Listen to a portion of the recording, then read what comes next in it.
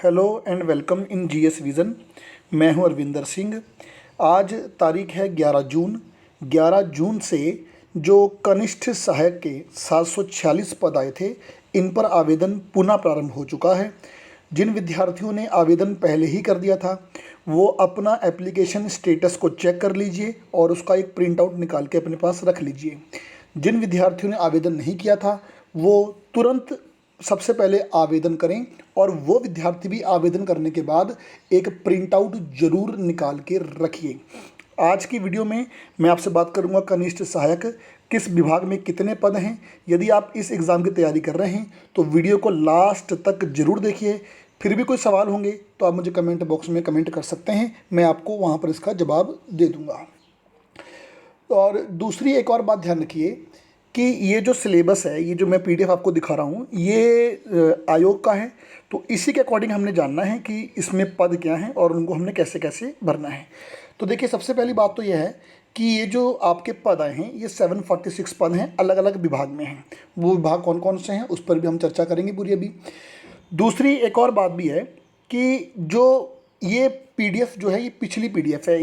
ये तब की है जब इससे पहले मार्च में आवेदन होने प्रारंभ हुए थे। क्योंकि आप लोगों को पता है कि लॉकडाउन के बाद ये बंद हो गए थे। तो इन सबको छोड़ दीजिए। आवेदन की जो अंतिम तिथि है, इस पर आ जाइए।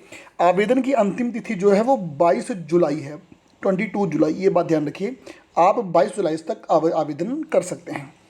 और पहले जो परीक्षा की जो संभावित तिथि थी वो थी सितंबर माह में। अभी इन्होंने संभावित तिथि नहीं बताई है। जो अभी आयोग ये कह रहा है कि हम लॉकडाउन में एग्ज़ाम नहीं करा पाएंगे क्योंकि एग्ज़ाम में बर्डन बढ़ रहा है, यानी खर्चा बढ़ रहा है। तो लॉकडाउन के बाद हो जाएगा। तो अगर लॉकडाउन के बाद एग्ज़ाम होने हैं तो कुछ विद्यार्थी आराम से रिलैक्स होकर घर पे ना बैठें। अगर लॉकडाउन खुलते ही तुरंत एग्ज़ाम करवा दिया, तब आप आयोग को ये नहीं बोलेंगे कि रुक जाइए, अभी हमारी तैयारी नहीं हुई है, हमें तैयारी करने का मौका दीजिए। आप नकारात्मकता की ओर मत बढ़िए। देखिए, आज तक ऐसा कभी नहीं हुआ है कि पद ना आए हों, एग्ज़ाम ना हुए हों या जॉइनिंग ना मिली हो। हाँ, हालात होते हैं, लेट हो जाता है, लेकिन जो विद्यार्थी इनको एक्सक्यूज़ बना लेते हैं कि पद नहीं आ रहे, अब क्या होगा, ये क्या होगा, एग्ज़ाम तो होते नहीं। तो देखिए, आप इनको एक्सक्यूज़ मत बनाइए। विद्यार्थी जीवन में ये शब्द कभी भी नहीं होते हैं। ये मेरी आप लोगों को व्यक्तिगत राय है। उसके बाद भी अगर आपने कुछ सोचना तो आप सोचेंगे भी, आप मुझे पता है कि कमेंट भी करेंगे, तो उससे कुछ नहीं है। मेरा मुख्य उद्देश्य जो है वो आप सभी का मार्गदर्शन करना है, और ये है कि आप नकारात्मकता की ओर मत जाइए। और दूसरी एक और बात कि कल के न्यूज़पेपर, जो कल की न्यूज़ है, आज के न्यूज़पेपर में आई है, उसमें उसने बोला कि नई नियुक्तियां नहीं देंगे। देखिए, नियुक्ति का मतलब यहाँ पे ये होता है कि 2019-20 में जिनका फाइनल सिलेक्शन हो गया था 2019-20 का, उनको ज्वाइनिंग मिलनी थी मार्च में। तो मार्च में उनकी ज्वाइनिंग लॉकडाउन की वजह से डिले हो गई। अब बोल रहे हैं कि उनको ज्वाइनिंग जो है हम 2021 में जाके देंगे। ऐसा इसलिए कर रहे हैं ताकि सरकार पर लॉकडाउन के समय कोई सरकारी खर्च जो है वो ना बढ़े। इस वजह से ऐसा किया जा रहा है, और उसके पीछे कोई ऐसा मोटो नहीं है। एग्ज़ाम तो होने ही होने हैं, आवेदन भी होते रहेंगे। ठीक है जी, ठीक है। तो पहले अंतर समझिए कि नियुक्ति और परीक्षा दोनों में अंतर होता है। नियुक्ति तब होती है जब आप परीक्षा उत्तीर्ण कर लेते हैं, तो उन्होंने नियुक्ति के लिए बोला है। तो आगे बढ़ते हैं। अच्छा, इसमें आप लोगों को पहले एक ओटीआर करना पड़ेगा, ध्यान रखिएगा। सबसे पहले आप लोगों को एक ओटीआर करना है, मैं आपको बता रहा हूँ। ये UKSSC में जाके, है ना, उसको ओटीआर कर लीजिए। उसका जो भी प्रोसेस है उसको एक बार देख लीजिएगा। ओटीआर के बाद ही आप फॉर्म भर पाएंगे। ये जो पद हैं, पद कहाँ कितने कितने आए हैं, तो देखिए, जो कनिष्ठ सहायक सह डाटा एंट्री ऑपरेटर है, इसमें 431 पद हैं, सर्वाधिक यहीं पर हैं। तो सह कंप्यूटर डाटा एंट्री ऑपरेटर में 81 पद हैं। जो कर संग्रह करता है 144 पद हैं। इस पर बहुत सारे विद्यार्थी प्रयास कर रहे हैं। अमीन जो है, इस पर 12 पद हैं। और सर्वे लेखपाल पर 56 पद हैं। रिकॉर्ड कीपर पर 1 पद है। पेशकार पर 1 पद है। टेलीफोन ऑपरेटर पर 4 पद हैं। स्वागती हैं वो 3 पद हैं इसमें, है ना। और सॉरी, राज्य संपत्ति विभाग में जो है वो आपके 8 जो हैं पद हैं। तो इस मिला के, इस तरीके से कुल मिला के जो पद बैठते हैं आपके हैं 746। कोई भी एग्ज़ाम को भरने से पहले आप सबसे पहले उसका पूरा सिलेबस देखिए, पद में रिक्वायरमेंट क्या है उसको देखिए, तब जाके इसको भरिए। मैं ये जो पीडीएफ मेरे पास है अभी, इसको मैं अपने टेलीग्राम चैनल पे डाल दूंगा। अभी टेलीग्राम का लिंक डिस्क्रिप्शन में दिया है, आप वहाँ जाके टेलीग्राम जो मेरा चैनल ज्वाइन कर लीजिए। सारी पीडीएफ आपको वहीं पर मिलेगी। अब इन पर डिटेल में बात कर लें। इन पदों पर ओटीआर आपको करना है, मैंने आपको बता दिया था, ठीक है जी। फिर उसके बाद अब देखिए पहला जो पद आता है इसमें, ये आता है आपका डाटा एंट्री ऑपरेटर कनिष्ठ सहायक, 431 पद, सर्वाधिक पद इसमें है। तो जो एज है देखिए, एज 18 से 42 है, इस बात को समझिए। पहली बात, कुछ पद ऐसे भी हैं जहां पर आपकी उम्र जो है वो 21 से 42 मांगी हुई है, अदरवाइज जो मैक्सिमम है उन सब में जो आपकी एज मांगी है वो 18 से 42 ही मांगी है। जैसे कि देखिए ये जो उत्तराखंड पेयजल ये वाला है, इसमें आपकी देखिए 21 से 42 मांगी हुई है ना। तो कोई भी पद भरें तो सबसे पहले आप उसको खुद बारीकी से चेक कर लें कि हाँ भाई इसमें करना क्या क्या है। इन सबको आप खुद देख लीजिए कहाँ पर कितने पद हैं कितने नहीं हैं, है ना। इनको आप ये पीडीएफ आप डाउनलोड कर लीजिएगा, आराम से बैठ के इसको पढ़िएगा। अब देखिए कि अब पदनाम क्या था, कनिष्ठ सहायक डाटा एंट्री ऑपरेटर, 431 पद, वेतन इतना उसने बताया हुआ है, ठीक है जी। और इसके बाद इसमें जो एज है मैंने आपको बताया कि 18 से 42 है और कहीं 21 से 42 भी है एज, ठीक है। उसके बाद सबसे महत्वपूर्ण है शैक्षणिक योग्यता। शैक्षणिक योग्यता ये बोल रहा है कि माध्यमिक शिक्षा परिषद उत्तर प्रदेश या उत्तराखंड, है ना, इसमें से आपने इंटरमीडिएट की उपाधि प्राप्त की हो, इंटरमीडिएट परीक्षा उत्तीर्ण की हो, यानी कि आपको इंटर चाहिए ना कि ग्रेजुएशन। आप इंटर किए हुए हैं, इतने में आप इस पद को भर सकते हैं। सबसे महत्वपूर्ण बात जो है कि आपको हिंदी टाइपिंग चाहिए। कंप्यूटर में देखिए आपको लिखा है हिंदी टंकण लिखा है साफ साफ, और 4000 की डिप्रेशन न्यूनतम होना चाहिए। देखिए मिनिमम 4000 है, मैक्सिमम कितना भी हो सकता है ना। तो मिनिमम 4000 की आपको की डिप्रेशन लानी पड़ेगी, ठीक है जी। फिर उसके बाद इन्होंने एक बात और ये भी बोली है कि जब सिलेक्शन हो जाएगा ना तो समान अंक प्राप्त होने पर ज्येष्ठ अभ्यर्थी को चयन सूची में ऊपर रखा जाएगा। देखिए उत्तराखंड में क्या होता है, अधिकांश राज्यों में भी ऐसे होता है, ज्येष्ठ मतलब मान लीजिए कि 2 लोग हैं, उनके मार्क्स इक्वल हैं और सीट एक बची हुई है, तो उम्र में जो ज़्यादा का होगा उसको हम पहले मौका देंगे जिसकी एज ज़्यादा होगी। तो ज्येष्ठ मतलब ये होगा इसमें। और इसका जो पैटर्न होगा वो पैटर्न 100 अंक हैं, 2 घंटे होंगे, सामान्य हिंदी, सामान्य ज्ञान, सामान्य दिन विषय, मतलब कि वही 4 पार्ट आपके आने हैं। 4 पार्ट में आपका जीएस हो गया और उत्तराखंड हो गया, आपका हिंदी हो जाएगा और थोड़ा रीजनिंग और मैथ वाला पार्ट इसमें आपका हो जाएगा, ठीक है जी। आपको याद रखना कि जीएस में करंट अफेयर कंप्यूटर भी पढ़ना पड़ेगा थोड़ा थोड़ा आपको। तो ये तो थे पहले पद, मुझे उम्मीद है कि आप समझ गए होंगे। इसके बाद जो अगले पद है कनिष्ठ सहायक सह कंप्यूटर डाटा ऑपरेटर, ये कुल 81 पद हैं। इसमें आप इन सबको देख लीजिएगा कहाँ पर कितने कितने, देखो सबके ब्रैकेट में एज भी लिखी पड़ी है और कहाँ पर कितने हैं पद, वो सब आपको देखो इसमें गिवन है। इन सब के बाद क्या करना, इसमें भी हम देख लेते हैं कि इसमें भी और योग्यता क्वालिफिकेशन क्या मांगी है जो मेन है हमारे लिए, है ना, शैक्षणिक योग्यता वगैरह वगैरह क्या मांगी है इसमें। तो वेतनमान ये आपको दिया हुआ है, खुद चेक कर लीजिए कि वेतन जो है ये आपके लायक है कि नहीं है ना। आप इतने वेतन पे काम करना चाहते कि नहीं चाहते, आपको ज़्यादा चाहिए, तो आप खुद सोचिए। आयु सीमा 18 से 42 है, देखिए इसमें पूरे में। फिर वही बात यहाँ पर केंद्र और राज्य सरकार, यानी कि अगर आप उत्तराखंड से इंटरमीडिएट नहीं किए हैं, सेंटर मतलब कि केंद्र सरकार का जो कुछ स्कूल है वहाँ से आपने इंटरमीडिएट किया है तो आप तभी भी इसको भर सकते हैं, ठीक है जी। जो की डिप्रेशन है वो 4000 इसमें ही मांगा है। ज्येष्ठ अभ्यर्थी वाली बात इसमें भी पूरी तरीके से रिपीट की गई है, सेम सिलेबस है। उसके बाद तीसरा है आपका कर संग्रह करता है, यानी कि टैक्स कलेक्टर। देखिए टैक्स कलेक्टर में भी आपको पूरा विवरण दिया हुआ है। टैक्स कलेक्टर में अगर हम आगे बात करेंगे तो एज तो लगभग सेम है, एज तो सब में 18 से 42 है। कुछ ऐसे पद है कि जहाँ पर 21 से 42 होगा, अदरवाइज सब में 18 से 42 ही आपका दे रखा है। अगर आप टैक्स कलेक्टर की बात करें तो इसमें आप देखेंगे कि ये यहाँ पर भी इंटरमीडिएट ही मांगा है। सबसे पहली बात, ज्येष्ठ अभ्यर्थी वाली बात क्लियर है, लेकिन इसमें टाइपिंग नहीं है। देखिए आप अगर आप देख रहे होंगे तो इसमें टाइपिंग नहीं मांगी आपसे, है ना, वो 4000 वाली। तो जो टाइपिंग से थोड़ा प्रॉब्लम रखते हैं वो इस पद को भर लीजिए।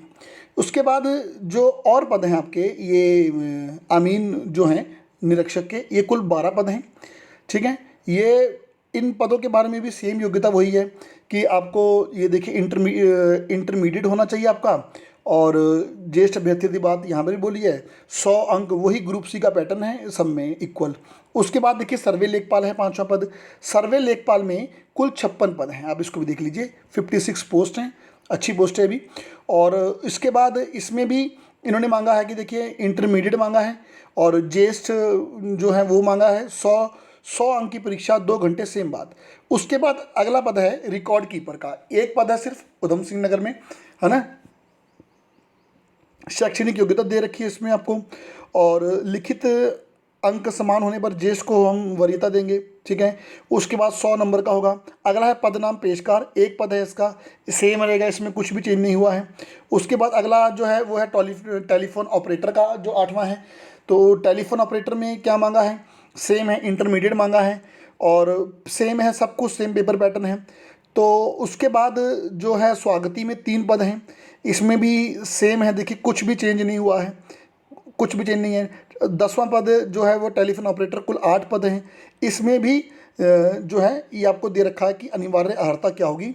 एक तो इंटरमीडिएट होना चाहिए, भारत सरकार के डाक और तार विभाग में टेलीफोन के प्रशिक्षण का प्रमाण पत्र होना चाहिए आपके पास, ये जरूरी है। बस इसमें एक क्वालिफिकेशन ऐड हो गई। मतलब अगर हम बात करें तो पहले 2 पदों में आपसे टाइपिंग भी मांग रहा था, इसमें जो डाक और जो तार विभाग है वहाँ का उसने प्रमाण पत्र मांग लिया है। बाकी सब में सारी बात सेम है।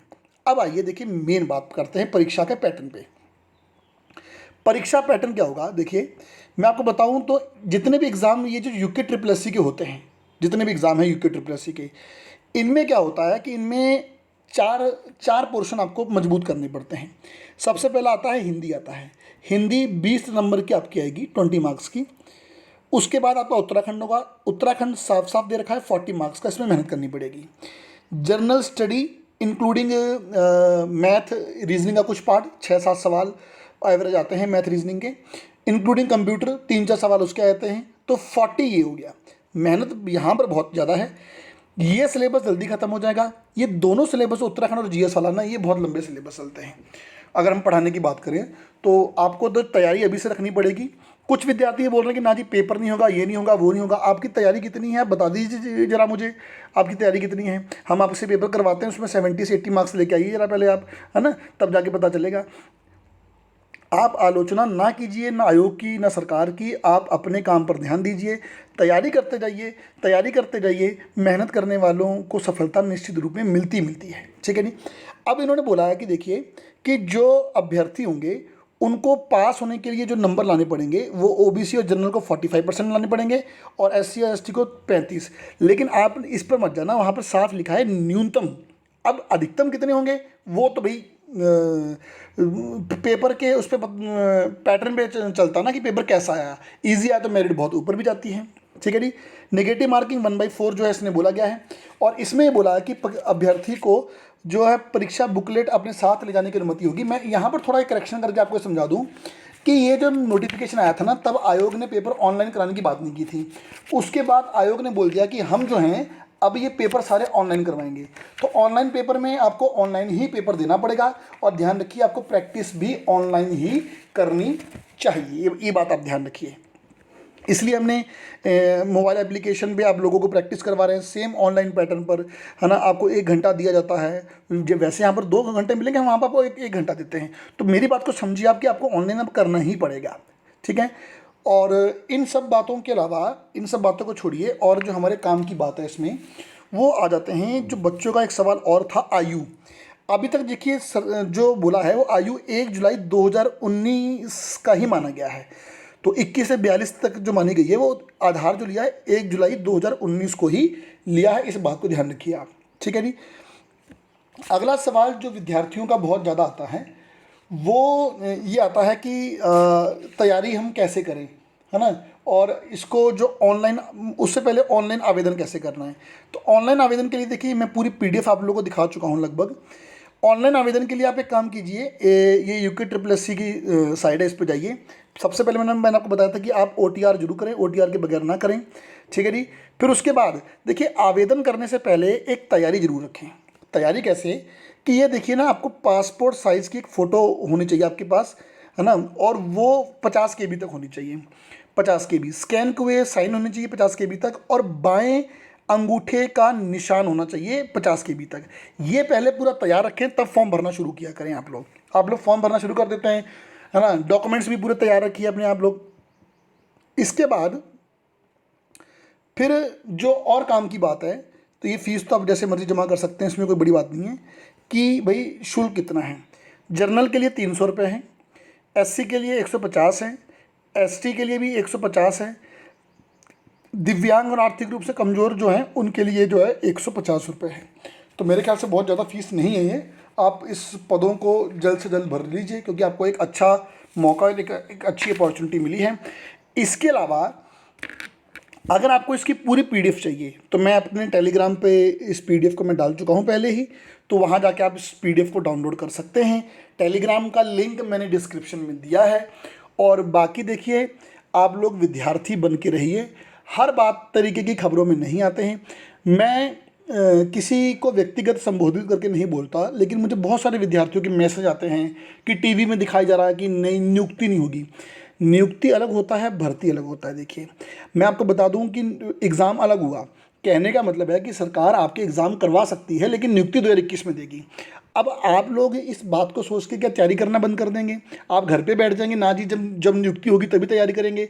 अगर मान लीजिए कि लॉकडाउन खुल गया, 15 दिन बाद पेपर करवा दिया, तो क्या आप आयोग के बाहर जाके ये धरने पर बैठ के बोलोगे कि ना जी हमारी तैयारी नहीं हुई 15 दिन में? तो प्रिपरेशन पहले से ही रखनी पड़ती है। UPSC कैंडिडेट को पता है कि अगले साल एग्ज़ाम कब होना है। वो 1.5 साल से लगा होता है कि एग्ज़ाम इस तारीख को होना और मैंने सफलता लेनी है। आपका सिलेबस भी बहुत बड़ा है और आपको समय भी लगना है। आप तैयारी तो कीजिए, ये समय आपका ऐसे निपट जाएगा, आपको पता ही नहीं चलेगा। बाकी रही बात जो विद्यार्थी बार बार फ़ोन कर रहे हैं ऑनलाइन के लिए, तो देखिए, अभी मैं आपको एक बात बता दूं कि वन दरोगा का बैच जो है वो शुरू हो रहा है 16 जून से, ठीक है। उसके अलावा जो ग्रुप C का बैच है, इसको भी मैं वादा करता हूं कि आपका शुरू कर दूंगा। जून के महीने में इस बैच को शुरू कर देंगे, थोड़ा इस पे काम करके। और उसके बाद हमने इसका एक पैकेज फ़ीस रखना है, वो आपको एप्लीकेशन में पता लग जाएगा। उसमें हमने आपको 100 से ऊपर प्रैक्टिस सेट कराने हैं उसी फीस में। मतलब आपको प्रैक्टिस सेट के लिए अलग से फीस देने की ज़रूरत नहीं पड़ेगी, इस बात को आप ध्यान रखिए। उसी फीस में आपके प्रैक्टिस सेट भी हो जाने हैं, ठीक है। साथ के संग आपको क्विज कराएंगे। तो सबसे पहली बात जो है, सकारात्मक हो जाइए। कौन से एग्ज़ाम फॉर्म को भरना है, आराम से मंथन करिए, फॉर्म भर दीजिए। उसके बाद सकारात्मकता के साथ अपनी तैयारी पर लग जाइए। और आप लोगों को किसी भी प्रकार की हेल्प चाहिए होगी, मार्गदर्शन करने के लिए मैं आप लोगों के संग यहाँ पर बैठा हुआ हूँ। जो विद्यार्थी इस वीडियो को देखे हैं वो हमसे नहीं जुड़े हुए हैं, तो डिस्क्रिप्शन में व्हाट्सअप नंबर है, मुझे व्हाट्सअप कीजिए। हमारे ब्रॉडकास्ट चलते हैं, हमारे ग्रुप नहीं चलते। ब्रॉडकास्ट का मुख्य उद्देश्य आप तक सारी सूचनाएं पहुंचाना होता है। आप जुड़िए, आपको सारी सूचनाएं वहीं पर ही मिलेंगी। वीडियो देखने के लिए बहुत बहुत धन्यवाद।